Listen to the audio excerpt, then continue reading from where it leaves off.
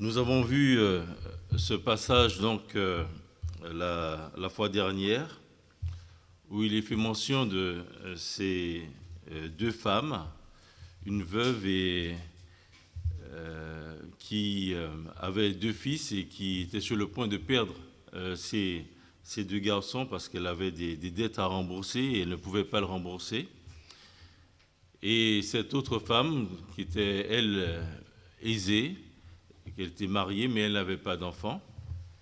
Et donc ce texte, nous l'avons vu la fois dernière, et on a vu aussi que cette femme de distinction n'avait pas d'enfant, et Élisée, à chaque fois, allait manger chez elle, c'est elle qui l'invitait, et elle a pratiqué l'hospitalité aussi en proposant à son mari de lui faire une petite chambre pour qu'il puisse se reposer.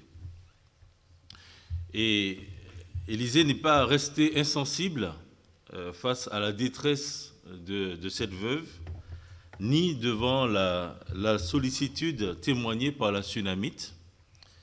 Élisée a voulu faire quelque chose pour chacune d'elles. D'où cette question qu'il pose et que nous avons vue la fois dernière, c'est « Que puis-je faire pour toi ?» Et c'est ce qu'il dit au verset 2, où il dit à Géasi, son serviteur, « Que peut-on faire pour elle ?» Donc voilà, qu'est-ce qu'il peut faire? Il va dire à la veuve de récupérer les vases des voisins et de remplir ces vases avec le peu d'huile qu'elle avait.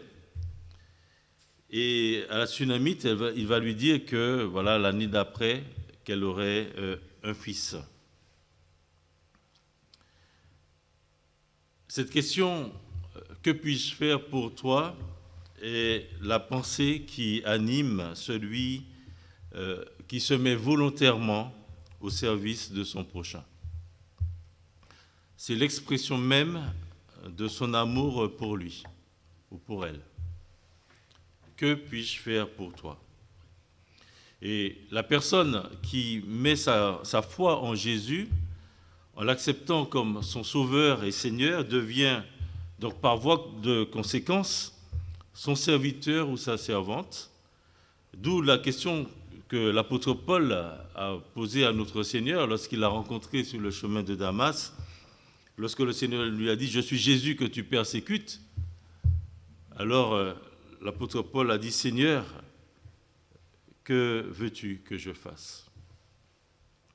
Et donc, étant conduit par l'Esprit de Dieu, la Bible nous dit que l'amour de Dieu a été répandu dans nos cœurs. Et Élisée, conduit par l'Esprit de Dieu, l'amour de Dieu était répandu aussi dans son cœur et il manifeste cet amour en cherchant à savoir comment il pourrait aider, qu'est-ce qu'il pourrait faire pour cette veuve ou pour cette Sunamite.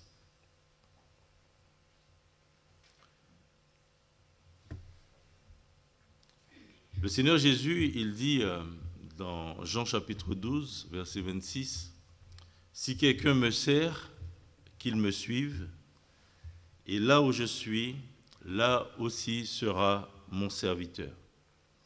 Si quelqu'un me sert, le Père l'honorera. » Et l'apôtre Paul aussi a dit aux Galates, il dit « Frères, vous avez été appelés à la liberté, seulement ne faites pas de cette liberté un prétexte de vivre selon la chair, mais il dit « Rendez-vous par amour, serviteurs les uns des autres. »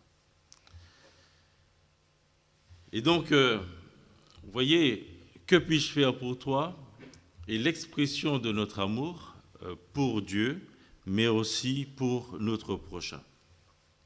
Aujourd'hui, je vais voir avec vous, puisque nous sommes les serviteurs et les servantes du Seigneur, en tout cas censés l'être, quels sont les obstacles à une vie fructueuse au service de Dieu?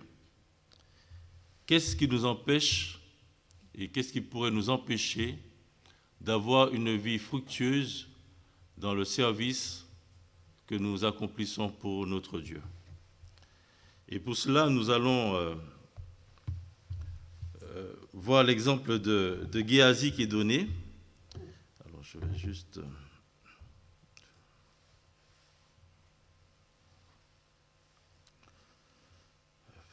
Pardon. Ça, c'est la technique.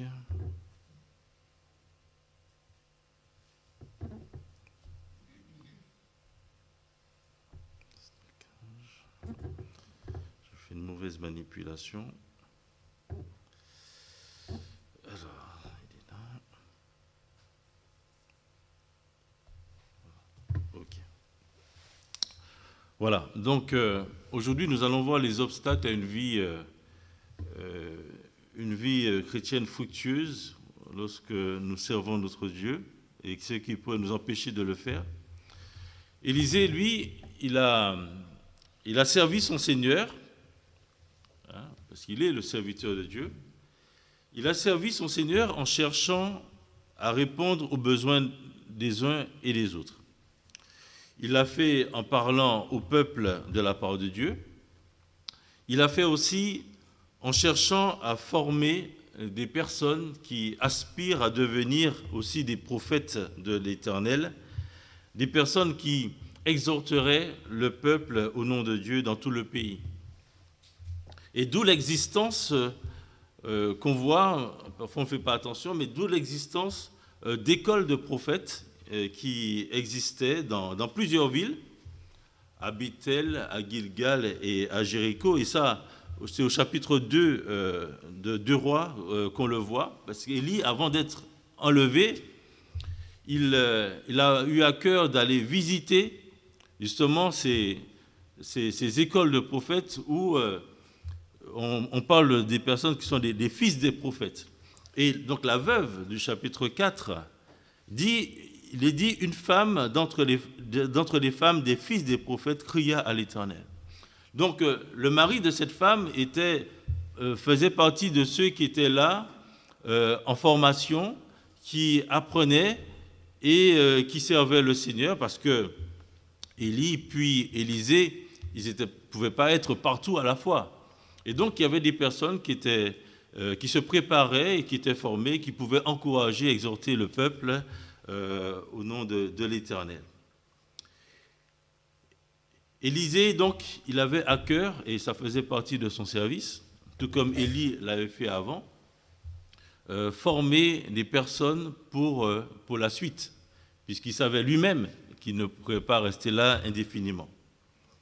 Et donc, d'où ce serviteur Géasi que nous voyons dans ce texte de 2 Rois.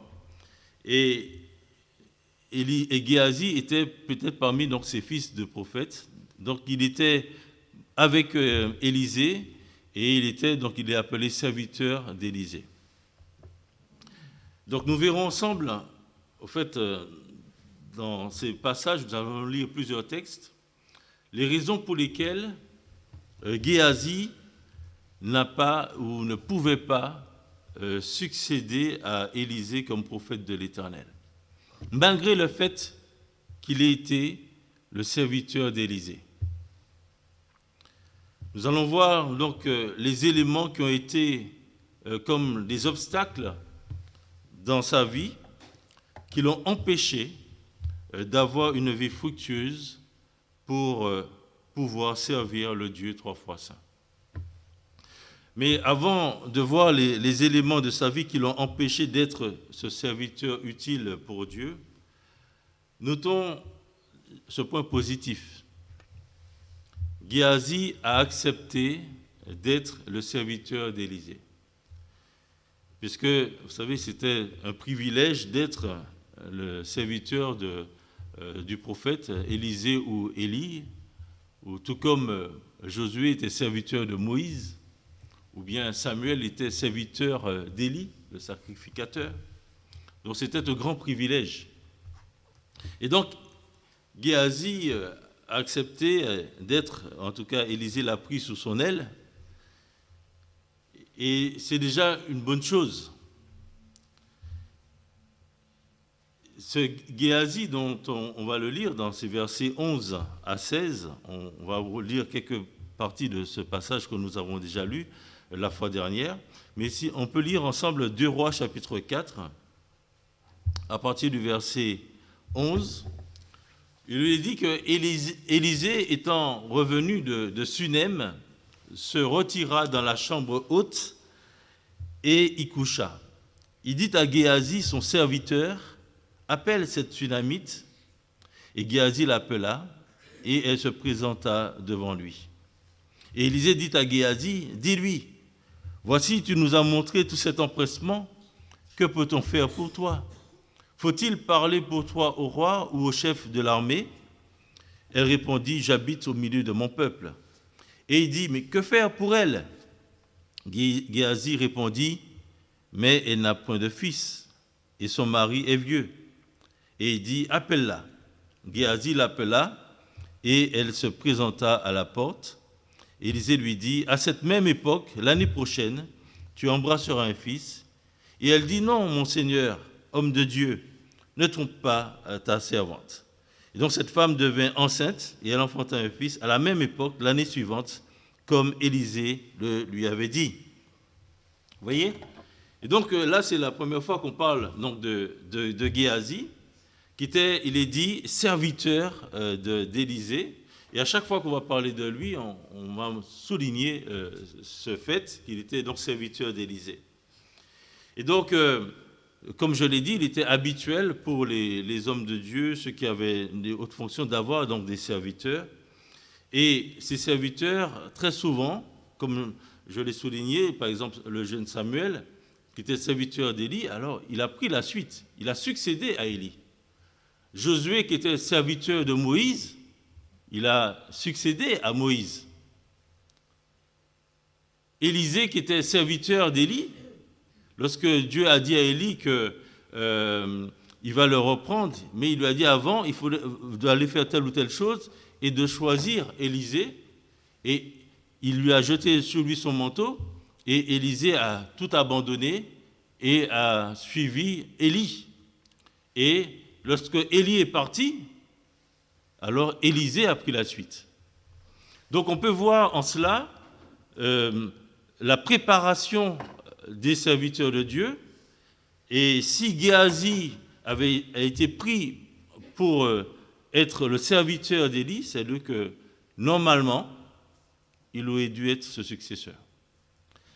Mais lorsque nous lisons la parole, nous voyons tous les passages où il est question de Géasi, nous ne voyons pas qu'il a succédé à Élisée. Et Géasi, il s'est mis donc au service de Dieu en devenant le serviteur d'Élisée, tout comme Timothée s'est mis au service de l'apôtre Paul en acceptant de partir avec lui lors de son deuxième voyage missionnaire. Dans Actes chapitre 16, il est dit que Timothée, c'était un disciple de Dieu, de qui on rendait un bon témoignage. Et donc, l'apôtre Paul l'a pris avec lui. Il a accepté de se faire circoncire parce que son père était grec et pour qu'il n'y ait pas d'obstacle à l'évangile. Et il est parti avec lui. Et Timothée a appris, l'apôtre Paul parle de lui comme un fils spirituel. Et il a grandi spirituellement avec l'apôtre Paul. Et après, l'apôtre Paul lui a confié des missions. Et même l'a laissé, il dit, je t'ai laissé donc à Éphèse pour faire ce qu'il y a à faire, et notamment d'établir des anciens dans l'Église, et ceux qui disent n'importe quoi, ben, qu'ils se taisent. Après, il parle de Timothée à plusieurs reprises. Et donc Timothée a été donc ce serviteur, ce compagnon, qui a accompagné l'apôtre Paul et qui après a servi le Seigneur pleinement, selon que le Seigneur lui avait ce que Dieu avait prévu pour lui. Tout comme Timothée, frères et sœurs, comprenons qu'en devenant chrétiens, nous nous mettons au service de Dieu pour pratiquer les bonnes œuvres qu'il a préparées d'avance pour nous, puisque c'est pour cela que nous sommes sauvés. Le texte d'Éphésiens chapitre 2, versets 8 à 10 que nous connaissons dit « Car c'est par la grâce que vous êtes sauvés, par le moyen de la foi, et cela ne vient pas de vous, c'est le don de Dieu. Ce n'est point par les œuvres afin que personne ne se glorifie, car nous sommes son ouvrage et a été créé en Jésus-Christ pour de bonnes œuvres que Dieu a préparées d'avance afin que nous les pratiquions. »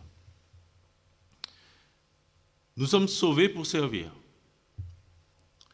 Et donc, lorsqu'il y a une opportunité pour servir celui qui nous a sauvés, nous devons la saisir. Et si nous pourrons être utiles et faire avancer l'œuvre de Dieu.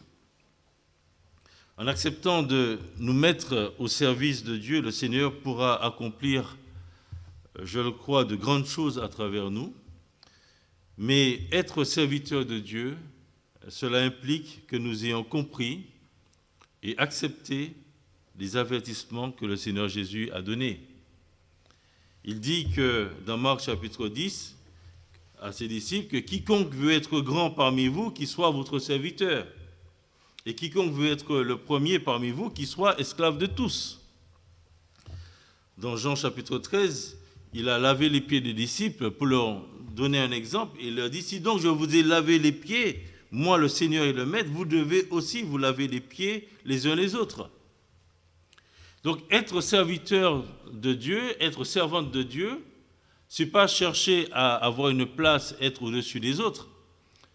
C'est comprendre qu'on est au service des uns et des autres. Et le Seigneur Jésus, c'est ce qu'il a fait. En devenant serviteurs ou servantes de Dieu, nous devenons aussi collaborateurs, collaboratrices, je dirais même partenaires de Dieu. Et c'est une grâce, frères et sœurs. Lorsqu'on voit ce passage de 2 Rois chapitre 4, on voit que Géasi n'est pas juste là pour ramener les choses et puis faire les sales besognes, si on peut dire. Non. On voit dans ce passage que Géasi est un confident. Géasi est quelqu'un que Élisée communique avec, partage avec lui des choses, même des choses intimes, des choses personnelles, et même les pensées les plus profondes. Il est là et il dit à Géasi, mais que peut-on faire pour elle? Donc on voit que Géasi est là comme un compagnon d'œuvre, il sait qu'il est là pour apprendre.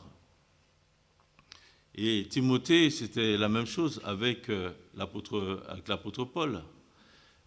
C'était un compagnon d'œuvre, mais l'apôtre Paul, lorsqu'il parle de Timothée, il dit aux Philippiens, il dit aux Philippiens que personne ne partage ses sentiments, sauf Timothée qui est là avec lui, et c'est pour ça qu'il pense leur envoyer Timothée.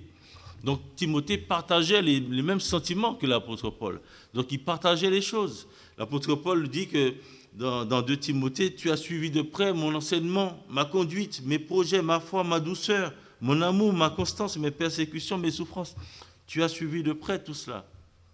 Et donc Timothée était vraiment ce compagnon d'œuvre. Il était là, il apprenait, mais il n'était pas juste là pour amener les sacs, etc. Et Géasi, pareil, il apprenait. Ce texte de Marc, chapitre 16, où il est dit que les disciples, une fois que le Seigneur est monté au ciel, ils allaient prêcher partout la parole, et le texte dit que le Seigneur travaillait avec eux. Et il confirmait la parole par les miracles qui l'accompagnaient. Le Seigneur travaillait avec eux. Lorsqu'on est serviteur de Dieu, servante de Dieu, le Seigneur travaille avec nous. Dans 1 Corinthiens 3, verset 9, l'apôtre Paul dit « Nous sommes ouvriers avec Dieu. » Avec Dieu. C'est une grâce, frères et sœurs. Le Seigneur veut, ce Dieu créateur dont on a parlé, veut se servir de nous, veut que nous soyons participants de son œuvre. Et il est avec nous, il nous accompagne, et il veut nous former, et il a un projet pour nous, et il veut que nous puissions être participants de cette œuvre. Mais malheureusement, nous pouvons à cause de choix, à cause de certaines aspirations, passer à côté des bonnes choses que Dieu a prévues pour nous. Nous pouvons passer à côté des bénédictions qu'il y a à servir Dieu. Et c'est là les obstacles à un service fructueux pour Dieu.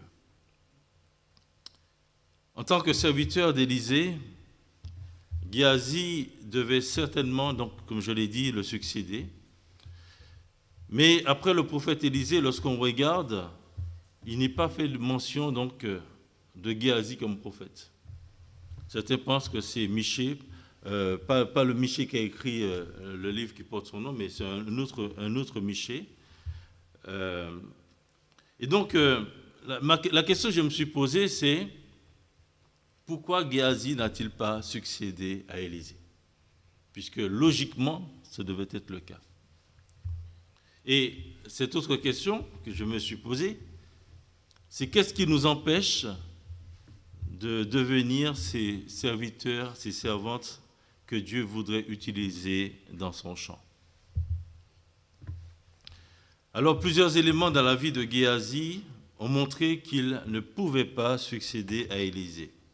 Déjà, la première chose que j'aimerais souligner, c'est son manque de sensibilité, ce cœur dur qu'il a.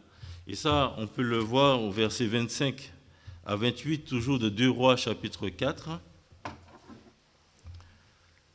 2 Rois chapitre 4 à partir du verset 25. Donc, cette femme donc, va avoir ce fils et l'enfant va grandir et il va attraper une insolation et il va mourir.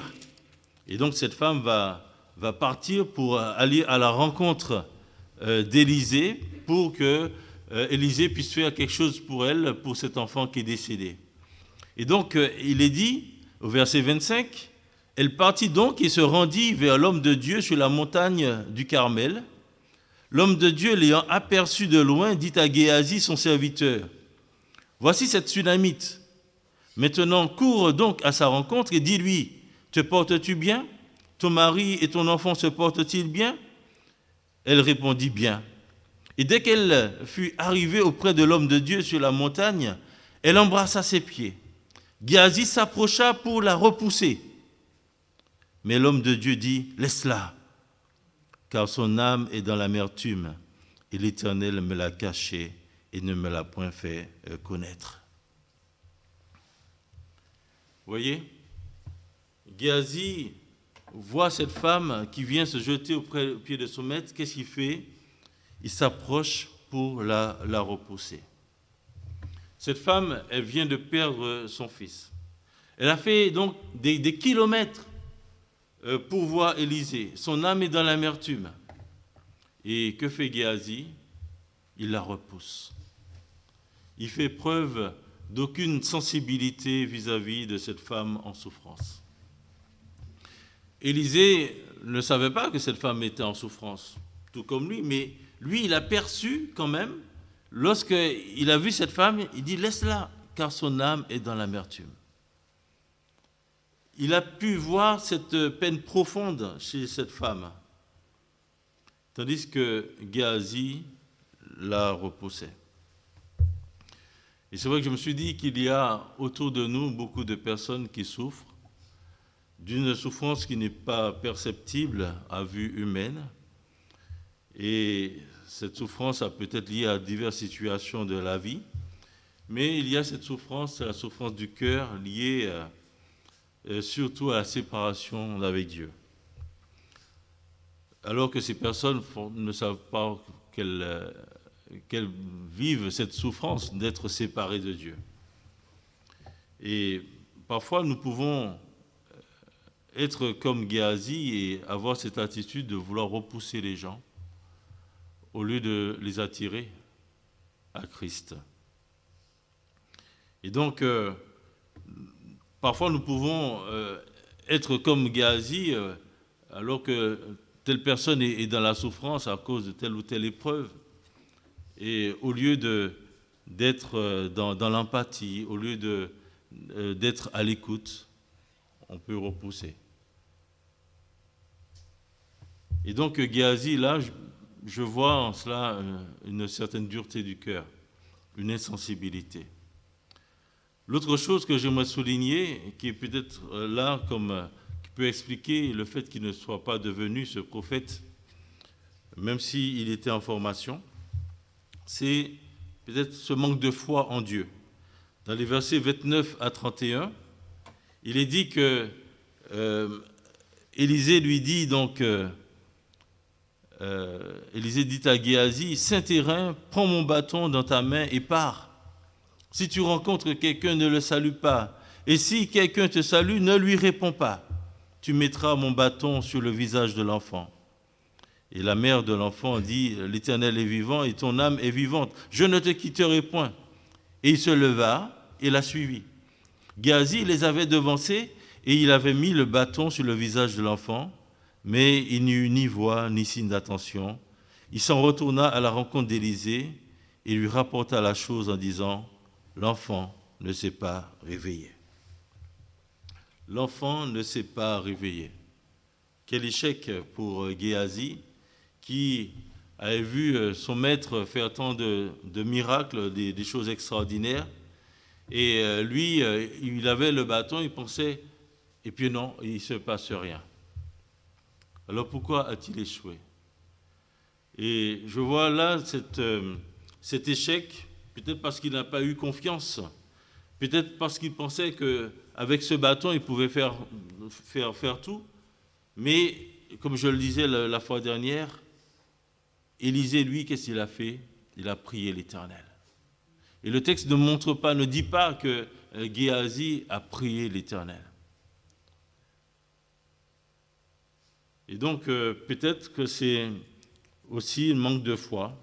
Peut-être il est allé et puis il a fait ce qu'Élisée lui a dit, mais pas avec la foi qu'il fallait pour permettre ce miracle.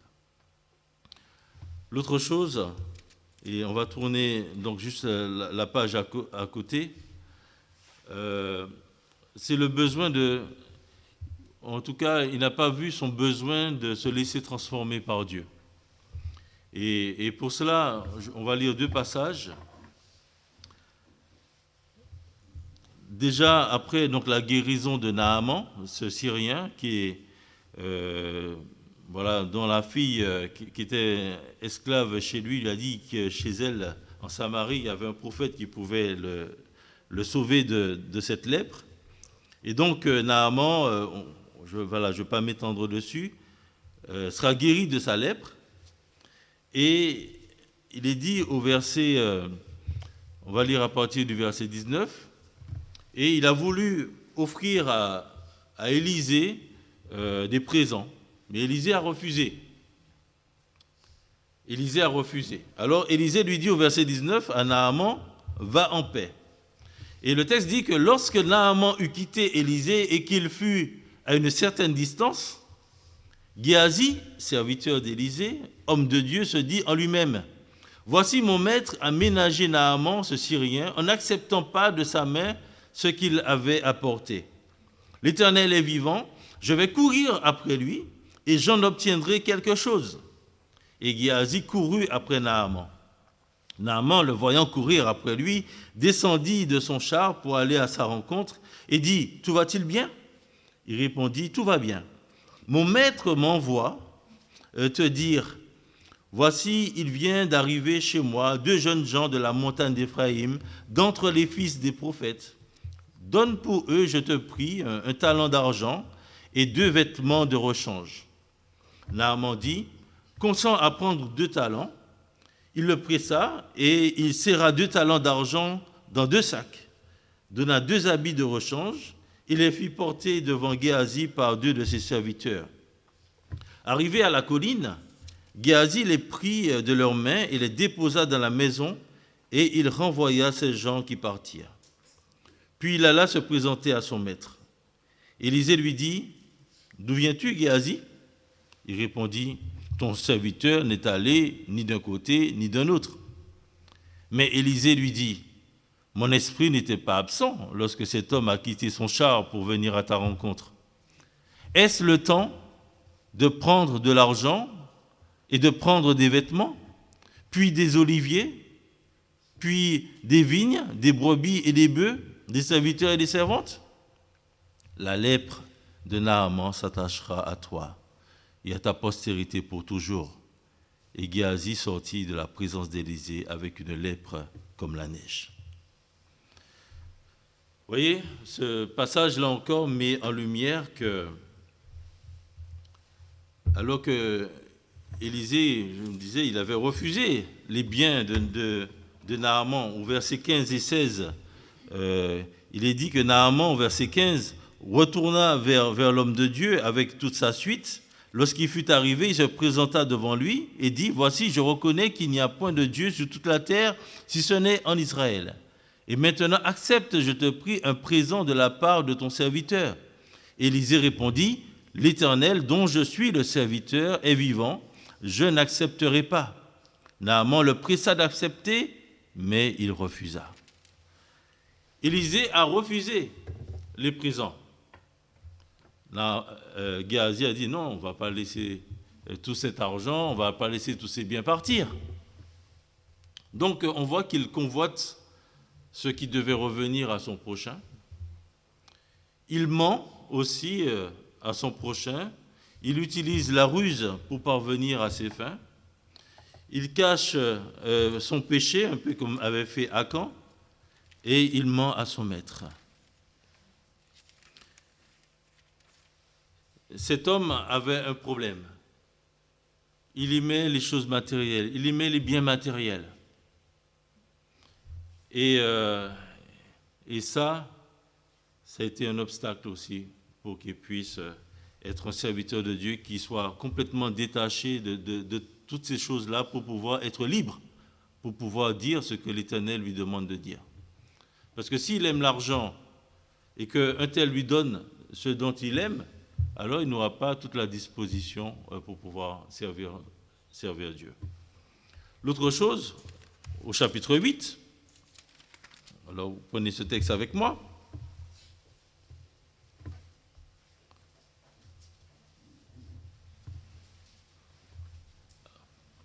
Alors, ce texte que nous lisons, il est chronologiquement, il ne vient pas après le fait que Géasi ait attrapé la lèpre, parce qu'on va voir que là, il sera en présence du roi, et donc, chronologiquement, ce que nous allons lire, ça s'est passé avant.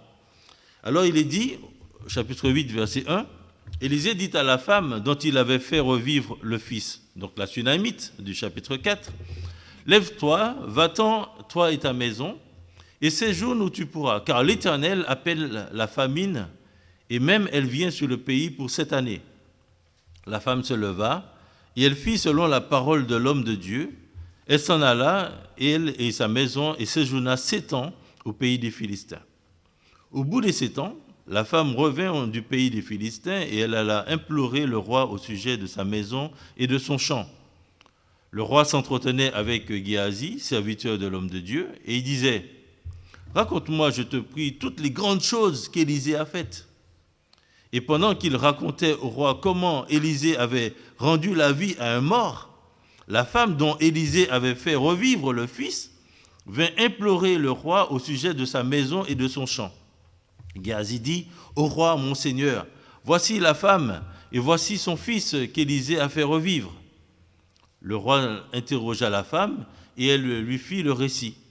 Puis le roi lui donna un eunuque auquel il dit, « Fais restituer tout ce qui appartient à cette femme avec tous les revenus du champ, depuis le jour où elle a quitté le pays jusqu'à maintenant. » Voilà encore un autre passage où on voit que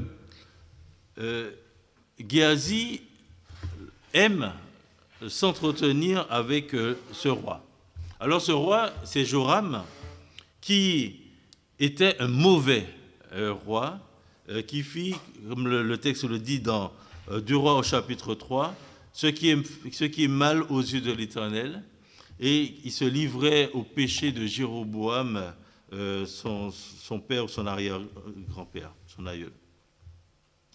Et donc, ce Joram, ce roi, c'était quelqu'un qui faisait ce qui était mal aux yeux de l'Éternel. Et Géasi aime, il est là avec le roi, et je dirais qu'il profite de la renommée d'Élisée pour être dans les bonnes grâces du roi, alors qu'Élisée lui-même refusait de fréquenter. Et ça, c'est au chapitre 3, versets 11 à 14. Il est dit, alors, je lis à partir du verset 10. Alors le roi d'Israël a dit, donc c'est Joram, hélas, l'Éternel a appelé ces 3 rois pour les livrer entre les mains de Moab. Mais Josaphat dit, n'y a-t-il ici aucun prophète de l'Éternel par qui nous puissions consulter l'Éternel? Donc Josaphat, c'est le roi du royaume du sud, et Joram, le royaume du nord. Alors il dit, l'un des serviteurs du roi d'Israël répondit, il y a ici Élisée, fils de Shaphat, qui versait l'eau sur les mains d'Élie. Et Josaphat dit, la parole de l'Éternel est avec lui. Le roi d'Israël, Josaphat, et le roi d'Édom descendirent auprès de lui. Élisée dit au roi d'Israël, qu'y a-t-il entre moi et toi? Va vers les prophètes de ton père et vers les prophètes de ta mère. Et le roi d'Israël lui dit, non, car l'Éternel a appelé ces 3 rois pour les livrer entre les mains de Moab. Élisée dit, l'Éternel des armées, dont je suis le serviteur, est vivant. Si je n'avais égard à Josaphat, roi de Juda, je ne ferais aucune attention à toi et je ne te regarderai pas. Vous voyez? Et donc, Élisée n'était pas tendre avec ce roi-là parce que ce roi faisait ce qui était mal aux yeux de l'Éternel. Et Élisée a refusé toute compromission. Mais lui, Géasi, comme le fait d'être serviteur d'Élisée, ça lui ouvre certaines portes, il aimait être là avec Joram. Et ça me fait dire que finalement, c'est un opportuniste. Quelqu'un qui cherche à saisir les opportunités pour s'enrichir, pour pouvoir gagner des positions dans la société. Et donc tout cela, frères et sœurs, me fait dire que Géasi ne pouvait peut-être nommé serviteur de l'Éternel. Il ne pouvait pas être appelé serviteur de l'Éternel à la suite d'Élisée, son maître, parce qu'il ne s'était pas laissé transformer par Dieu. Son cœur, il était un homme menteur, quelqu'un qui avait un cœur dur, quelqu'un qui aimait l'argent, quelqu'un qui cherchait les bonnes positions, quitte à faire peut-être des compromis. Ce n'était pas quelqu'un qui pouvait être un serviteur de Dieu. Quand on est serviteur de Dieu, on doit accepter de vivre dans la simplicité, dans l'humilité. Et à cause de tout cela, Géasi n'a pas pu être ce serviteur que Dieu allait utiliser pour accomplir de grandes choses. Et frères et sœurs, nous ne pouvons avoir une vie victorieuse et être des serviteurs et des servantes si nous laissons le péché s'enraciner dans nos vies. Si les choses matérielles et les plaisirs du monde prennent la première place dans nos cœurs, nous ne sommes pas dignes de notre vocation et donc inutiles pour Dieu. Peut-être avons-nous l'étiquette un peu comme Géasi, l'être serviteur de, mais au fait la réalité, c'est que nous ne le sommes pas. Et parfois nous sommes là, nous prions, nous demandons et rien ne se passe. Et nous devons nous interroger par rapport à la réalité, du fait que notre cœur, est-ce qu'il est tout entier à Dieu ou pas? Est-ce que nous sommes dans la compromission ou pas? Est-ce que Dieu il a la première place dans nos vies, oui ou non? Et si nous voulons gagner les combats qui sont devant nous, nous devons nous mettre au pied de la croix de Jésus et faire appel au sang de Christ pour nous purifier de nos iniquités et demander à Dieu pardon pour ses péchés dans nos vies. C'est à chacun d'examiner son cœur, puisque la Bible dit que Dieu ne regarde pas à ceux qui frappent les yeux, mais il regarde au cœur. Dieu connaît le cœur de chacun. Et chacun de vous connaissez votre cœur. Vous savez si vous aimez, vous faites les choses pour avoir telle ou telle position. Vous savez si vous aimez l'argent. Vous savez si votre amour, c'est pour les choses du monde. Et toutes ces choses-là vous empêchent d'avancer avec le Seigneur, d'avoir une vie victorieuse avec le Seigneur. Parfois, vous venez des années à l'église et rien ne change. Pourquoi? Parfois, vous entendez que, tout le monde prend la Sainte Seine, vous ne prenez pas la Sainte Seine. Et pourquoi vous ne prenez pas la Sainte Seine?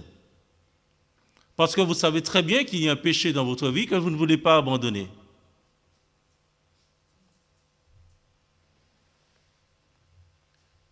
Mais on continue, un peu comme Géasi, à suivre le Maître, à penser qu'on est serviteur de l'Éternel, mais on ne l'est pas. Et donc ce texte est là pour nous rappeler qu'on doit faire un choix quand on veut servir Dieu. On ne peut pas servir deux maîtres. Il y a un choix à faire. Et si pendant des années, vous entendez la parole, vous êtes au bénéfice de la grâce de Dieu, et que malgré ça, rien ne change, c'est parce que vous aimez cette chose dans votre cœur plus que Dieu. Et c'est ça la réalité. Et tant qu'on n'est pas prêt à abandonner, à confesser à Dieu, à mettre au pied de la croix cette chose qui est là, qui prend la place de Dieu, on ne peut pas être serviteur de Dieu, ni servante de Dieu.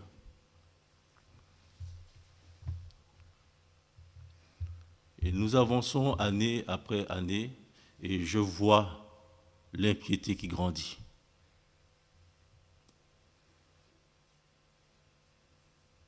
Je vois cette impiété. Et le Seigneur a dit, quand je reviendrai, trouverai-je encore la foi?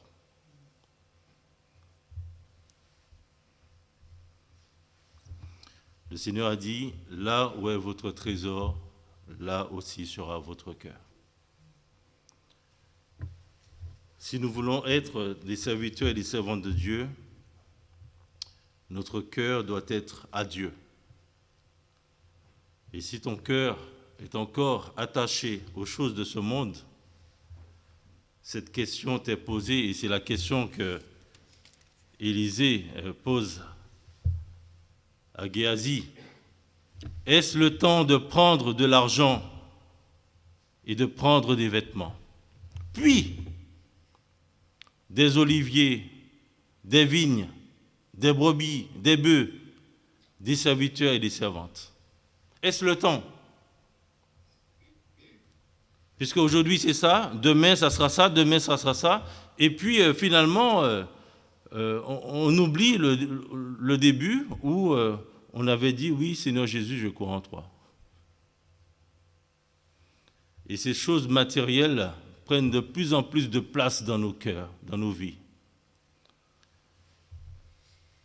Et si frères et sœurs, il n'y a pas une réelle prise de conscience par rapport à cela, attention, il a dit, la lèpre de Naaman s'attachera à toi et à ta postérité pour toujours. Et Géasi sortit de la présence d'Élisée avec une lèpre comme la neige. Ça doit nous faire réfléchir, puisque quand on est enfant de Dieu, on a l'Esprit de Dieu. L'Esprit de Dieu doit faire son œuvre en nous, et cette œuvre se voit par les transformations qu'il opère. Et s'il n'y a pas de transformation dans nos vies, nous devons nous poser la question de la réalité de la présence du Saint-Esprit en nous. Et si le Saint-Esprit n'est pas là, c'est comme si nous avons la lèpre de Naaman qui va s'attacher à nous. Et nous ne pouvons pas nous raconter des histoires de dire oui, on a la vie éternelle. Non. Géasi servait, il était avec Élisée. Les autres le voyaient, pouvaient dire ah ouais, Géasi, il a de la chance, il est béni Géasi, il est avec Élisée. Mais Géasi repartit avec la lèpre. Qu'est-ce que vous voulez? Est-ce que vous voulez la lèpre? Vous savez, la lèpre, c'est synonyme de péché et de jugement. Ou est-ce que vous voulez, comme le Seigneur l'a fait, vous laver, vous purifier, vous sanctifier de toute cette lèpre-là, et que vous soyez purs et pour pouvoir le servir? Voilà, que le Seigneur nous aide. Ne soyons pas des Géasi, frères et sœurs. À un moment, il faut prendre des décisions. À un moment, vous devez vous dire qui je veux servir.